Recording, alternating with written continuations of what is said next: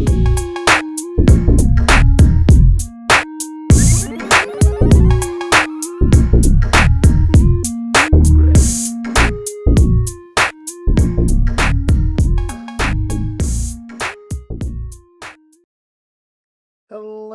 and welcome to another quick shot review.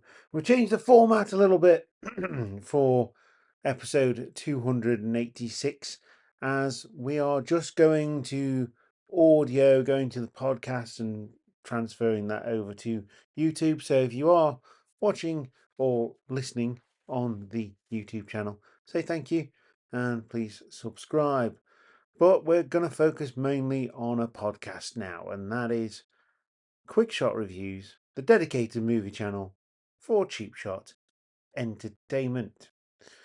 Now, this one, even after a week off of downtime, just happens to be something that I would really like to be in, and that is A Quiet Place. I wouldn't like to be in Day One. I can get that straight out of there. But yeah, A Quiet Place is always a good place for me.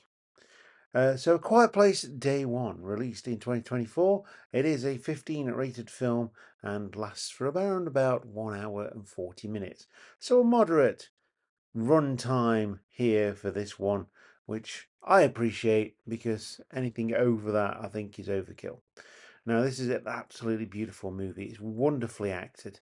Considering that there's very little dialogue in this, you have to believe in the characters from their facial expressions, from their emotions, from their body language, and it's just like the purest form of communication to me. That, like I said, body language, the facial expressions, the just the way they didn't use music, and it just created that tension. And I love A Quiet Place. I love A Quiet Place too. And Day One doesn't disappoint either. Now, if you've been following A Quiet Place, you'll know that this is about an alien invasion. An alien invasion where the aliens can hear from long distances very small noises that yeah that will get them to come and chase you, and yeah, basically if they do chase you, you're pretty stuffed. That being said, this one, although it's good, it's not a patch on A Quiet Place and A Quiet Place 2.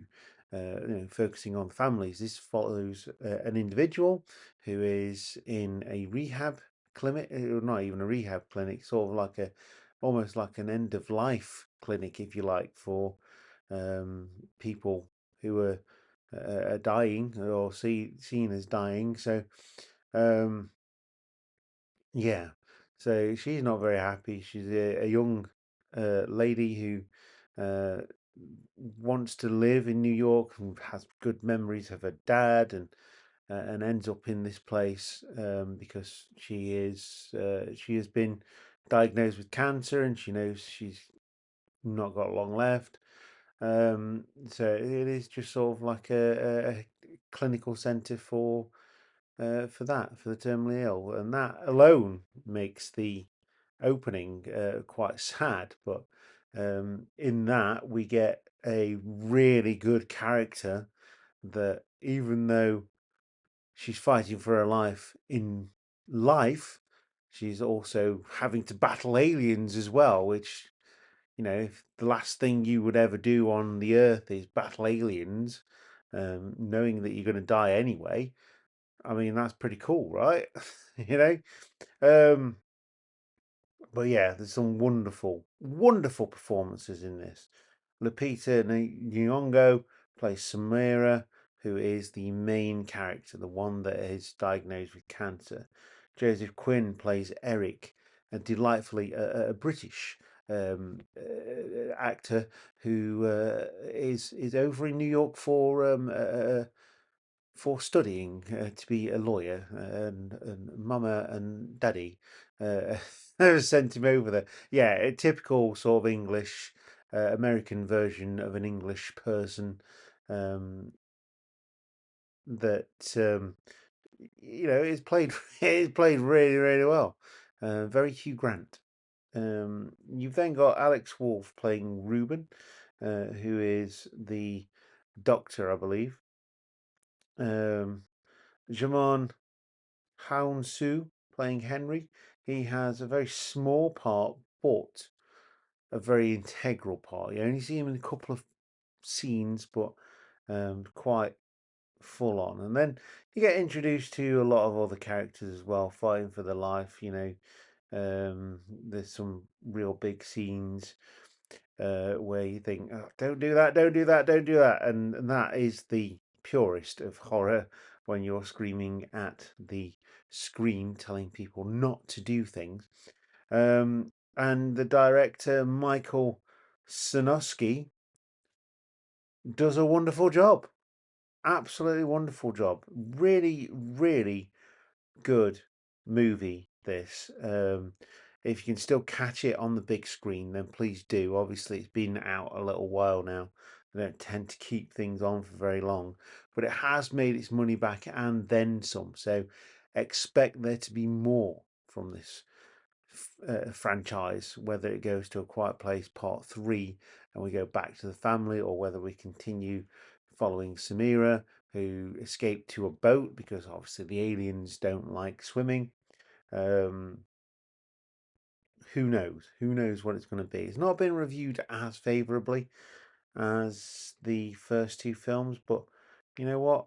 I think this is a tense, well acted, well directed film and another top notch script. And like I say, there isn't a lot of talking, so it is all in how it's directed, it's all in how it's put together, the facial expressions, the body language, the ways that they communicate with each other without making a noise. And when those noises happen, the look of fear on their face translates to the audience really, really well. Really well. It's suspenseful, it's tense, it's Bucks Fizz filmmaking. It goes quite slow and then it's really fast paced. And then there's things that you don't expect and they just happen. And that is where it sort of gets you. There's also a really cute cat in this film. So that gets a thumbs up from me just for the cat alone. Who amazingly is a therapy cat who is looking after Soraya. Um, and